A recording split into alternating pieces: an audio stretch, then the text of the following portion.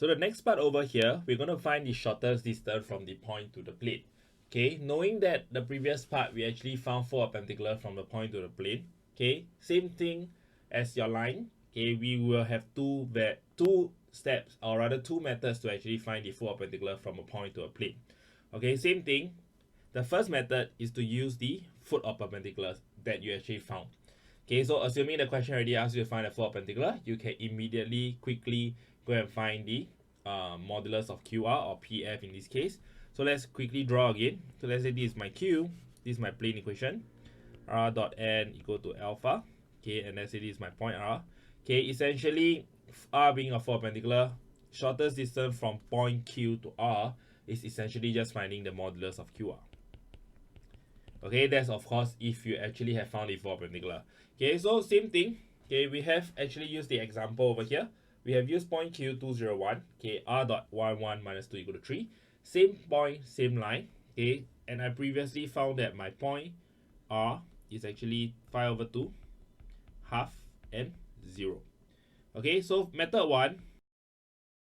Okay, modulus of QR essentially is equal to OQ minus OR. Okay, or rather OR minus OQ, sorry. Okay, modulus of OR minus OQ. You should derive square root 6 over 2. Okay, so I'm not going to do up the working for you. You can actually try to go and do up the working, and you should derive square root 6 over 2 as well.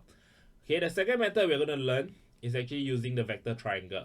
Okay, very similar to what we actually learned in vector 1 and 2. Okay, I have actually emphasized the vector triangle a lot. Okay, so if you want, we can actually do a quick recall. Okay, let's say this is A, this is point B. Okay, this is a theta here. Same thing, to find the length here is actually A cross B over mod B. To find the length here, okay, it's actually modulus of A dot B over mod B. Okay, same logic. Okay, we look at the angle between the two vectors that we're using. Opposite links to sine, sine links to cross, adjacent links to cosine, cosine links to dot product. Okay, I have emphasized this a lot in vector 1 and 2.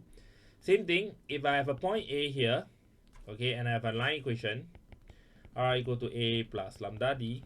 Okay, let's not use point A, we use point P. And my line equation, okay, same thing, I'm going to let a point A be on line. Okay, I'm going to find AP. Okay, and my direction of my line is here. Okay, the angle between AP and direction is here. To find the shortest distance, I'm finding the opposite, which is modulus of AP cross with direction over modulus of direction. Okay, obviously length of projection will then be dot product. Okay, this is something that we actually have covered in our vector 2. Okay, so let's come back to what happened if it's a point and a plane. Okay, so I'm going to draw a point Q here since we are using Q and R. Okay, let's say I don't have my foot of perpendicular, or the question does not require me to find a foot of perpendicular. Okay, this is my plane equation. R dot N is equal to D, D being a constant. Okay, you should see that, okay, I'm playing with the normal of my plane. Okay, since I always say that for plane application, we are always using normal. So I'm going to quickly draw out the normal over here. Okay, then I'm going to let a point A be on the plane. Okay, once you draw up AQ, okay, you should see that the angle between AQ and the normal is actually over here. Okay, this is my theta. Okay, and to find the shortest distance, essentially is finding the length here. Okay, you should see the triangle. Okay, the triangle, let me just quickly highlight to you. Okay, and I'm actually finding the adjacent of the triangle. Finding adjacent leads to cosine, cosine leads to dot product. Okay, so the shortest distance essentially is modulus of AQ dot with normal over modulus of normal. Okay, so I'm going to quickly try to do up the step with you here. Okay, then you can go and derive yourself. Okay, so same thing. What I'm going to do is I'm going to let a point lies on the plane first. Okay, so same thing, I'm going to just quickly draw out point Q, and this K201, and my plane equation say R dot 1 minus 2 equal to 3. Okay, I'm going to denote a point first. Okay, I'm going to let this point be A. Okay, point A can be anywhere. So long as it lies on the plane, you can actually use that point. How do I find a point that lies on the plane? So long I dot with my normal, I give me a constant at the back. So I can use a fair bit of different kind of points over here. Okay, point A can be 3, 0, 0, can be 0, 3, 0, can be 1, 2, 0, can be 2, 1, 0, entirely up to you. Okay, but generally, I won't want to play so much number because more numbers, tendency of getting chemistry mistakes is a lot higher. So I'm going to just stick to 300 over here. Okay, I'm just going to quickly stick to 300. Okay, so I'm going to let point A be equal to 300 that lies on the plane. Okay, next thing, I'm going to quickly find my AQ. Okay, so AQ is equal to OQ minus OA.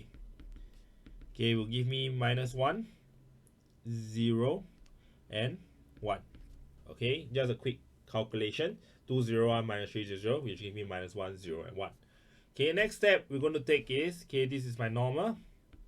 Same thing, shortest distance from Q to my plane, okay, is essentially equal to modulus of AQ dot with normal over modulus of normal.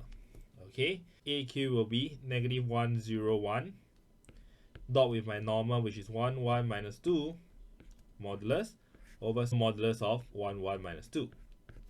Okay, so a quick calculation here, it should derive with me modulus, okay, minus 1 minus 2 over root 6.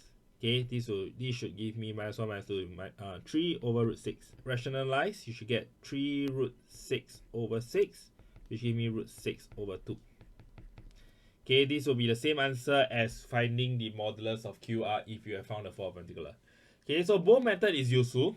Okay, or rather you have to learn both method, because if the question did not ask you to find a fourth particular, method 2 will be a lot faster.